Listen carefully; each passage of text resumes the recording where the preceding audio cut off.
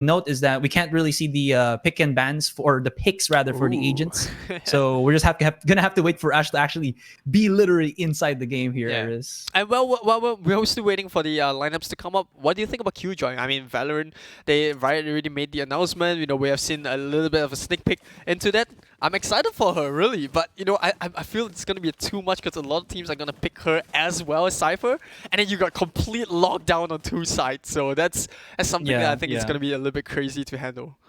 Yeah, but I believe Riot Morello did kind of release a statement on his stream that said that they're gonna be nerfing Cypher so that Cypher only does what he does best, which is to become a kind of CCTV webcam bodyguard or a security guard type of agent, right? And then Killjoy's going to be the one to have more zone control in certain areas in the map where she plays at with her turret and her abilities. So I'm definitely looking forward to playing with her.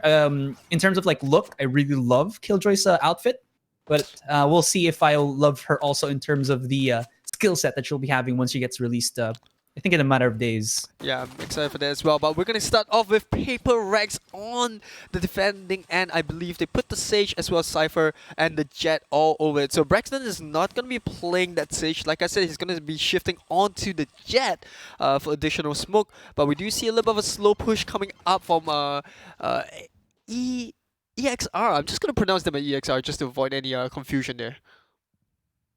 Yeah, so Spike is actually outside of A site, but there's a lot of utility as well being used already here by EXR onto the B site. This might pull a little bit of the members of HyperX to try to figure out that. But I mean, looking at the positioning, B long still has the teleporter, so a quick transition onto A is still very much into the options of HyperX, or rather EXR, and they're actually going to do that. So rotations have to go for A, Eris. Yeah, definitely. And we definitely do see a bridge coming in. HyperX gets taken out. Ego is on the ground, but not before he managed to take someone out. I think it's the raise over on to EXR side. We're going to see a little bit of flash coming in to flush the Cypher out of that little bit of the box out there. JD Faker rotating around it by the Ghost earlier. I think this is going to be a pretty hard retake for them. Kuranai just holding on to Showers there. Good headshot right onto JD Faker. And it's down to a 1v2. Sage pretty low. Redla not going to miss a bit. Double kill for him. And that's going to be an easy first round for HyperX. So at least they did get the spike planted down for EXR, which is always pretty good. Not sure if they're going to be the more risky team here and go for a force buy coming into this next round, but since they did get the spike, maybe just save it and then use it for the third round buy. What they could do right now, I really like the strategy where they kind of just baited. What you could do right now is maybe just look for these real close quarter scenarios where they could use some shorties or even a Bucky. I did see that a lot in some of the tournaments that I've been casting. A lot of very aggressive teams here. For now, it seems like they're just going to try to aggress on B long. If only one person from HyperX actually peeks that out, he could be in trouble, and then they'll just maybe waterfall onto the B site. A smoke from the Omen will block out some vision, so this is some, kind of new strategies we've seen from EXR, but there is that Cypher cam that will maybe spot them out on B long. Yeah, a little bit of a slow push once again. I think the full send is coming in. The Sage wall gets split out. $400. That is... I'm not sure if they actually wanted to put this early, but the Cyber Cage is going to delay the push coming up on EXR as well. I mean, it's a good investment. They already know there's a lot of people there because of the shots from the pistols, even a smoke to boot, and Retla is just going to try to just cover them in their tracks. Pandemonia does have the Spectre, and he just rips it right out, leaving only the Cypher on EXR to try to clutch things out. Maybe even just get a couple of pistols or weapons away from HyperX. Make it a little bit of an expensive round, but I don't think that's going to happen. A possible flawless here for HyperX as they're hunting him down. Easy peasy, lemon squeezy, and that's going to be 2-0 for HyperX. Yeah, not exactly the anything to kind of shut out in that particular round. You know, at the end of the day, it's pretty much. I think it was a full eco coming with EXR, and well, good. I would say it was a pretty decent attempt to push into B long, but you know, without those rifles, it's gonna be pretty tough. They did manage to at least expand the wall and a couple of traps coming up from HyperX, but I don't think they're gonna be too bothered by that. You know, at the end of the day, the round is still more important. So no spike rush. denied away from EXR. I think they could have gone for a fake A plant. I think that would have been a better choice rather than full send down B long. You know, get stopped by a wall, get stopped by a couple of cages there, and not That's even true. get a plant at all. Yeah. Think if at least they had like rifles, that might have been better for EXR, but Yeah. I think they just wanted to finish off that round. Maybe hope that somebody would have been aggressive enough from HyperX. But looking at this, the agent selection of HyperX, they actually play for the long haul. Having a breach is such a, I wouldn't say a risky pick at all. Breach is so safe right now. He can put all of his abilities through walls, and that means that you don't even need to peek your opponents to do much impact with this breach. So that's actually really, really good. And now EXR gonna try to play maybe for the A site. They do have a Sova, so maybe he can throw out another recon dart and spot somebody here. If he can put it somewhere around the middle part of A, this could be big here, Aris. Ooh, and that is gonna be that judge that you talked of. But at the end of the day, EXR did manage to make it through. Muxcon is not gonna miss. And yeah, the Sage makes the entry frag coming in. A little bit of a slow rotation coming up for HyperX. This is gonna be a hard retake. Rev gonna get the kill onto Pandemonia, and Redlast's gonna spot out the Sova there. 3v1 still doable by EXR. In fact, I think they pretty much got the round in. I feel like the Sage should just pretty much save the Phantom. No need to, you know, expand too much there. So I kind of want to say that HyperX strat, or at least lineup, where they had, what was it, the Brimstone and somebody else with him on Shower, and then leaving the Breach to fend for himself on A short, wasn't really a big fan of that. Like, you probably want somebody to be on A short and then the Breach on the side so that you can really utilize his abilities, as well as, you know, it's just kind of a really neat two-man lineup on A short. Then you can just leave somebody to blot out Shower. Not sure if HyperX were aware of that, but still, they do lose that round. EXR did a fantastic job at just, you know, rushing through onto the A site. Now, looking at the startup, on terms of defense, we're gonna have another 3, maybe 4 man on A, and they're gonna swap it out with Sentinel, or rather the Sage there, and then Breach will be going for B. Yeah, I'm actually with you on that one. But you know, at the end of the day, like I said, you know, Bind's a really attacking map. It's really all about the retake. So yeah, it's gonna be super tough for them to defend the A, because if you look at the lineup coming up from EXR, you know, they have a couple of smokes. They can kind of spook out Heaven. They have a Sovar, and if he actually lands his arrow down to Heaven, he can kind of just scout out the entire A site. You know, less the bathroom is the only one, or showers is the only one, depending on what you want to call it. It's the only place that's not going to be scouted by the Sova. But speaking of him, he's going to get another kill onto Braxton, down onto Showers itself. Sage is going to go for a slow pick. I think if Sova held the angle, that could have been the double kill for him. But yeah, 5v4 makes things a lot easier for EXR now. Definitely true. Couple of, I think Brimstone is about to lose all of his smokes right there. Retla comes out on Shower, does win the duel against Rev there, so he makes it into a 1 versus 1. And this is really good, because now Retla does have his ultimate, so this is going to turn into a 5v4. Egoist was boosted up on Truck, but he kind of mistimed his peak there. He thought that somebody already pushed up onto short, did not see that anybody was still going to be coming from the alleyway, and he got caught. Now, Teleporters has been used, and it's going to be the B site to be defended, and JD Fager, he's not missing any of his shots at all. Going to get 2. Pandemonia in the back of sight. If they peek out, he's going to be ready with his Phantom to stop them in their tracks, down to 37 with a dink on the opposing Sage, but I think they've still locked down B, so nobody's going to be able to push through with 50 seconds on the clock. It's either EXR has to drop in, or they have to just get some really insane entry frags to win this one. Yeah, it's going to be super tough for the side of EXR, like you said. Owen has a spike, but I don't think he's going to contest for it. He's just going to save the Phantom. You know, got pretty decent armor, and, you know, a ton of utilities that he can kind of save. But yeah, I think the fact that B elbow is being held down by the breach is going to make it really tough for EXR to break into B bomb side. Because if you think about it, you know, if you try to break in from long, there's just so many areas that you have to look out for, right? You got B cubby, you've got the side that's just beneath Hooker, you've got the elbow to take care of. There might be someone that's just hiding behind the covers. So it's going to be super tough for them to break into B if they're not rushing it, because there's just so many areas and hidden corners that you have to look out for.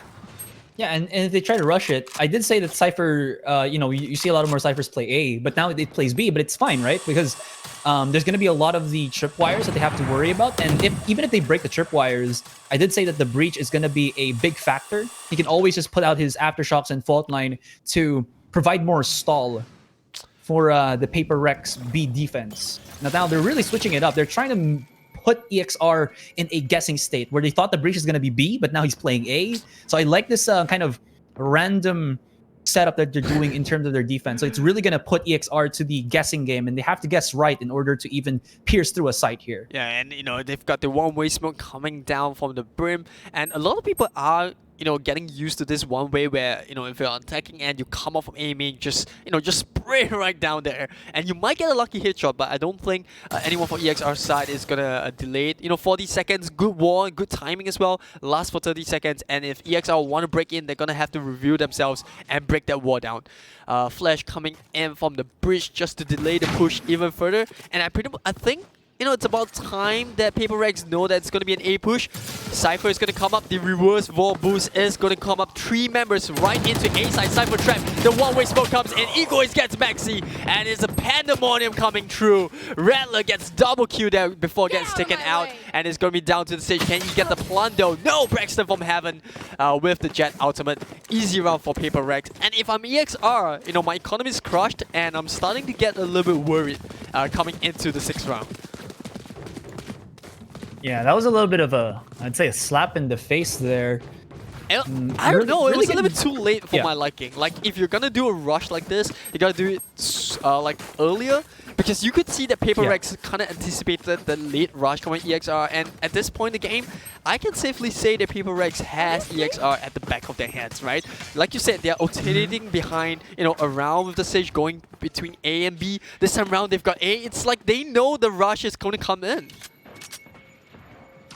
They did. And what's kind of worrisome about that is that there was just a really nice crossfire there from Paper Rex. I think the Sage was able to survive the shower onslaught, and that just meant that he could have just had a clear line sight in front of whoever's going to be planting on truck. So it was very easy to stop the push of EXR. Also, adding to insult to injury, Braxton is just hitting all his op shots on shower, and he's just racked up to like 2 body counts at the start of the 6th round.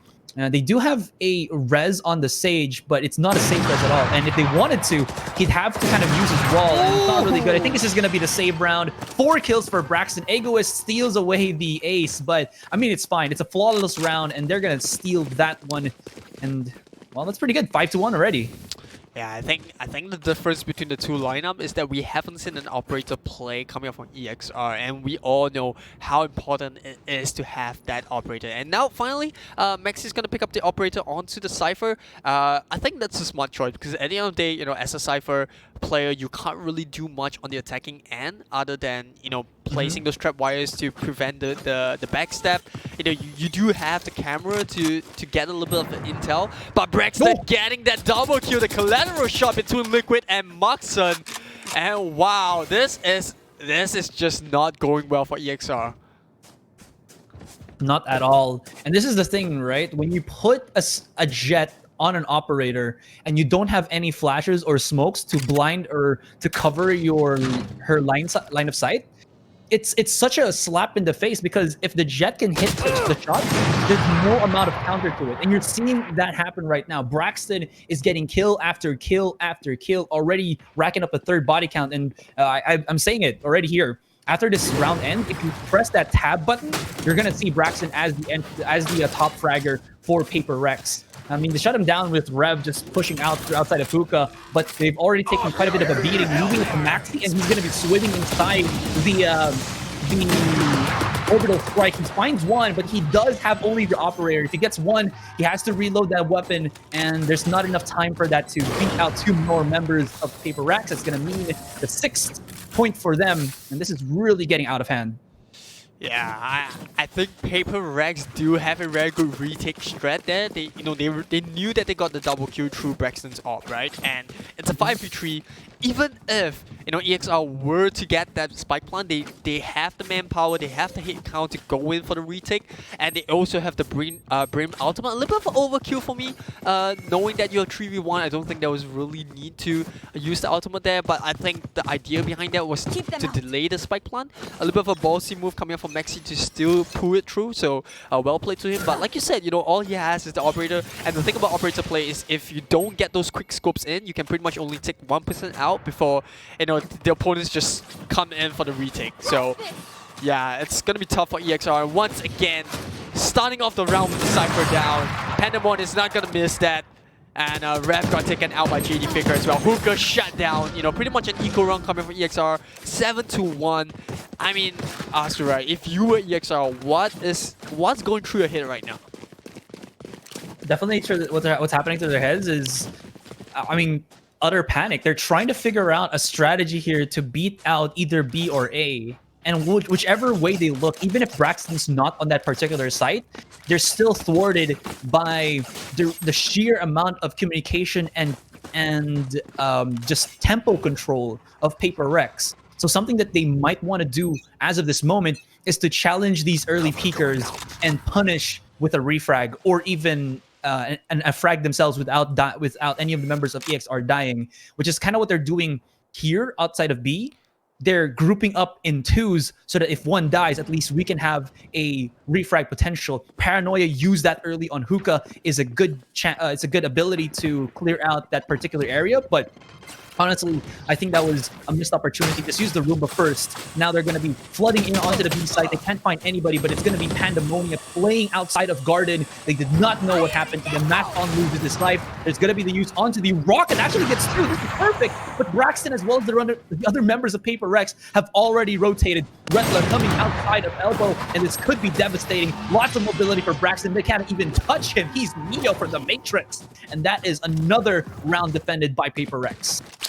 Yeah, that's the thing about pushing against a Jet operator, is that she can always use her ultimate for those near shots, and Braxton is not only just good on the operator, he's so good with his marksmanship that if he has his ultimate up, if he gets the headshot in, then you're gonna be in for a lot of hurt, and EXR are getting that first hand taste of that. I don't know, I feel like those slow pushes are not working. I feel they should just throw a smoke. If they want to go for B, right? That there is Cypher going to play there. They haven't really switched the Cypher up onto A side for so long. So the Cypher is going to hold B. You got to smoke out Elbow. You've got to try to get that fast entry in. Because the slower you do that, the faster the rotation comes from HyperX. And look at that. Braxton is just messing up the minds of EXR. On one hand, he's on A, he's on B, he gets a shot down onto Hooker, and now he's on A, gets the shot to A shot, gets one more onto Maxi. The spike is in an unclearable position. They try to force the push coming in onto U-Haul, and now the hole comes right. Rev gets the shot right on the Revla on the Silva. Kuranai gets the reverse out coming up for Showers there. And I think Braxton should be able to get the spot onto Omen. Cypher coming in. They get the shot onto Egos right onto the backside of A. And they still have a couple of I know exactly. Yeah, keep going, sorry. Nah, it's all good. Cypher uses the ultimate there. They're gonna spot the members out and... Oh! Through the walls! And Mexican gets out. Pandemonia gets another shot on the Sova as well, and it's gonna be the Omen into the showers. The slow pick comes in. No mistake there coming from Braxton. Another 4K for the Jet user. And wow, EXR. Boy, do they have game on their hand, because HyperX, they are on fire. Yeah. So here's the thing. Right now, EXR are in a weird enough state. So let's put away the strategies. Let's put away everything. Let's just put Braxton in front of the pedestal here already. EXR are trying to give respect while also trying to take care of Braxton. But the problem is Braxton's reaction time on this particular best of one is so damn on point that he is not missing a beat. If somebody appears to him in a split second, he will not miss a shot, and he will just connect it throughout, and he will not miss. And you saw it already. A little bit of the jiggle peek from the raise of the opponent, nothing happened. Great shot through the smoke there from Maxi, though. They're going to be pushing in, and this could be an opportunity for SQR, or EXR rather, but Retla, 4K on the Sage. It's not only the Braxton show, but also the Retla show on this one. Give him the ace possibly. He's going to be, controlling that spray with the Phantom, and the Oni offering is complete. Ace for Retla. No charges left. Yeah, and not only that, he still got the resurrection in his kit, so he doesn't really need to use that round. Good call coming out from Retla, but easy ace for him to say because EXR were on eco. So now is that important round. If they can get this, they can break the momentum of HyperX. I'm hoping. Because at 10-1, even if EXR were to go on a run on the defending end, it's gonna take them so much, and consistency-wise, to just try to get a reverse sweep onto HyperX. It's going to be a very tall task for them. Paranoia was used to flush out the Hookah players, but they were able to get out away in time. Braxton, uncharacteristically, actually missing two very vital op shots, but Pandemonium is there to help them out, and they can still defend the B side as a two-man, and they're doing so much damage. Liquid does like Pandemonium, but now Braxton still getting a kill on Kurenai. No ultimates, big ultimates for HyperX to shut them down. No, Rolling Thunder, but they're still able to come out of side of Fuka as well as their spawn and clean it up. So that's going to be an 11-1 in this first half. Yeah, Wow. I kind of feel bad for EXR there because that kind of seemed like a desperate round for them just to break into B side. I mean, kudos to them. They did manage to get the spike one. But yeah, I think the utility play coming from HyperX, they definitely have improved by so much since the last cast that I did on their games. And I gotta say, Braxton on this Jet, I'm kind of liking him because the last time round I casted his game, he was playing on the Sage.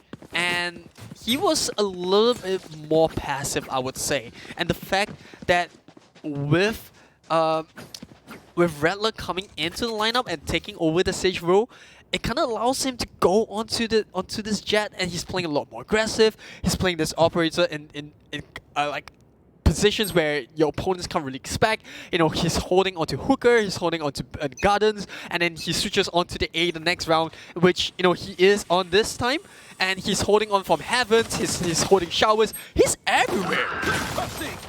Speaking of everywhere, he's not done. In this second half pistol, Braxton already claiming two opponents. I think that was just a 1v2, and he still won that duel. He is just getting everything that he needs to. Now this B side is definitely open. Defenders will be coming outside of elbow. They're gonna maybe try to break through that. There is a wall that will be stopping the spawn, but they've already snuck their way here. But Braxton is gonna be first contact. Spots one, does take out Braxton there, but JD Faker holding the hand of their top fragger gets the win, and this is already it. Match point for HyperX.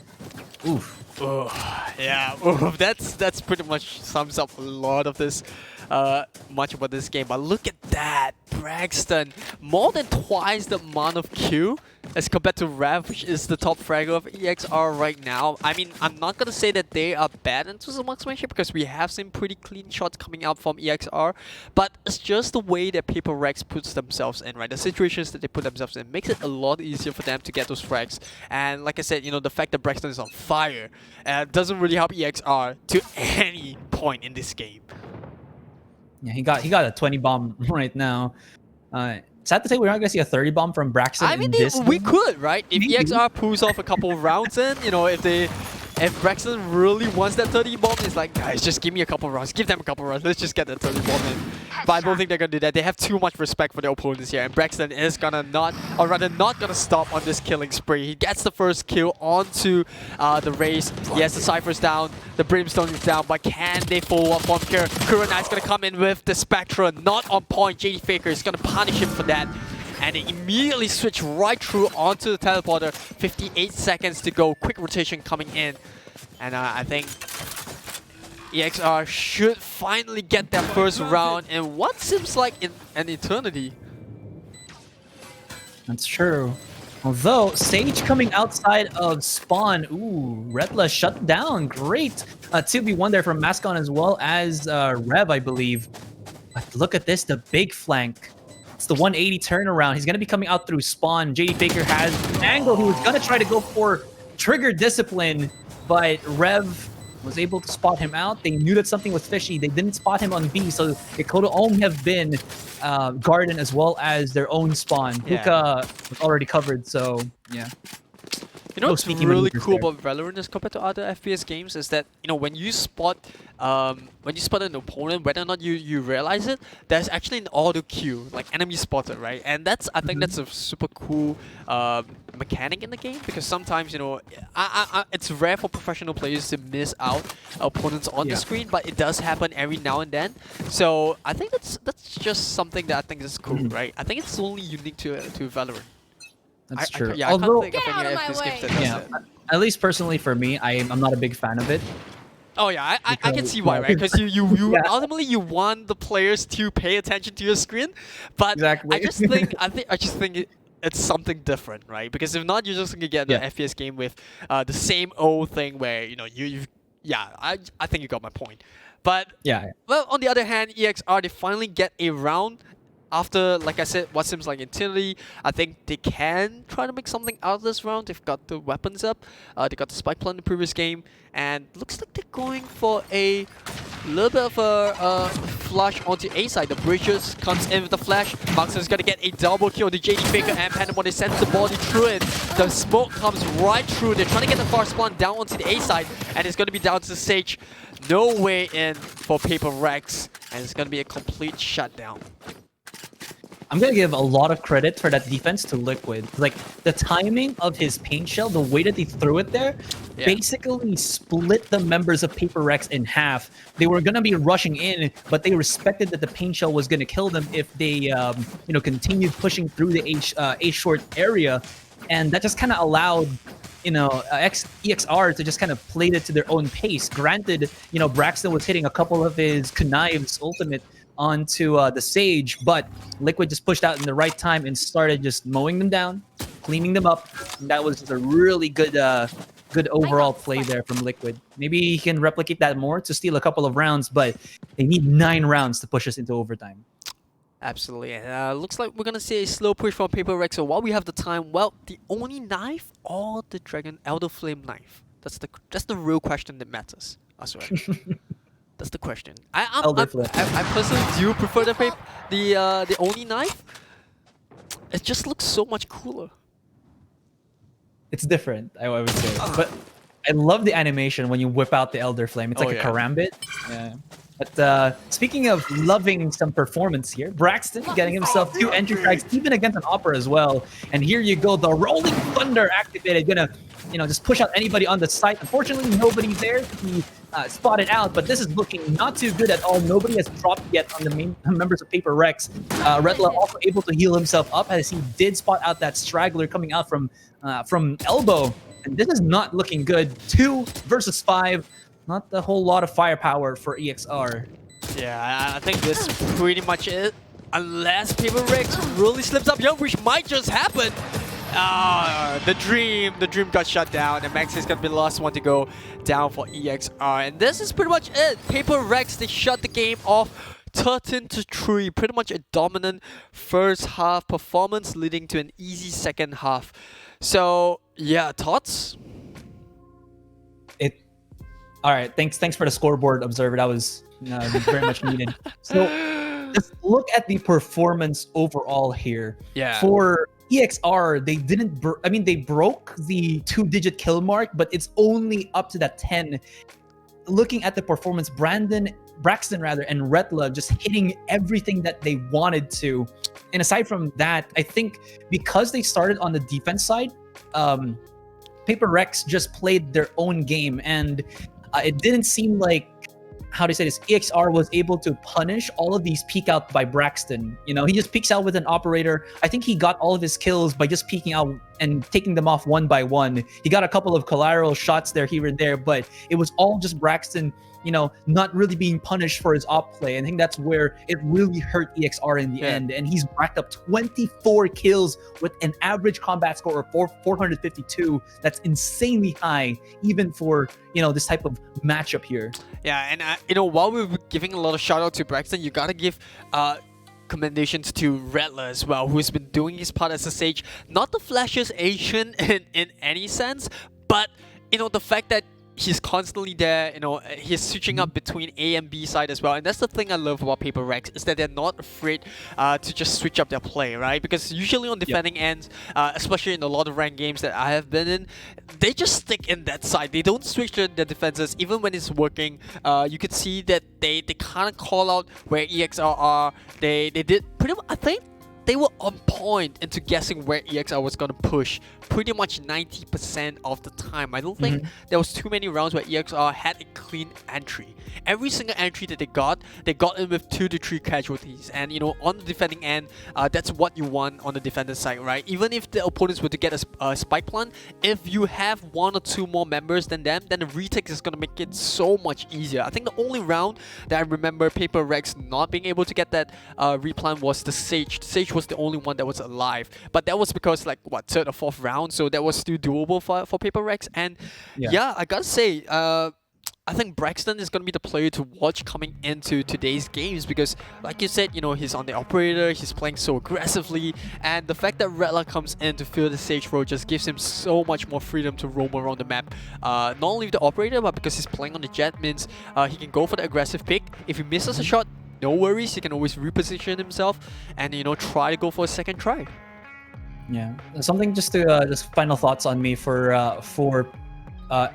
EXR there is that on their attacking side, I think one of the things that they might have been lacking was that they didn't really have a simultaneous push. Like, you always see them just kind of flushing themselves out of hookah, but then nobody is going to be helping them push through the B garden, and that kind of saw very prevalent a lot of times where I think there was a play where Pandemonia on the Cypher was just on guard and uncontested, and members of EXR were already pushing outside of hookah, but then there was like other members lagging behind on B long. So Pandemonia had so much space to punish the people that were pushing on the B side, and then he got like 2 kills before he got shut down. So that was really like a slap in the face to AXR.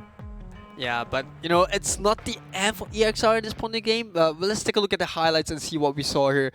We've got Egoist, holding up with the U-Haul. A little bit unfortunate there. Could have gotten a double kill, but Raze just managed to take him down. And here we see Braxton just completely shredding the lineup of EXR onto a shot with the operator.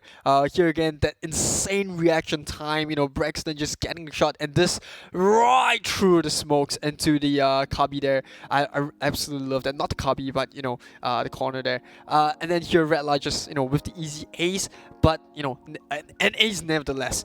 And I just feel like HyperX is so balanced with Rattler coming into this lineup. Do we pronounce his name as Rattler or Alter? Because that's like Alter in reverse, right? Yes, but I don't know. I mean, I've been casting Rattler? his games since CSGO. I've always been pronouncing it as Rattler. Okay, so if he hasn't, like call us out or anything, you casters, make a mistake with my name. We're Alter. No, I'm sure someone will correct us if we mention it wrongly. But Rattler just whatever his name is, he's on fire alongside Braxton, and if they can keep this momentum going, then yeah, I think they are in for a really good time. I mean, they've already made it into the grand finals because they went through the that was the upper bracket semis. So we'll be looking at the other teams play it out. Like I said, it's not the end for Exquire at this point because they are going into the losers brackets finals. So yeah, still a little bit of a hope for them, I would say. Yeah.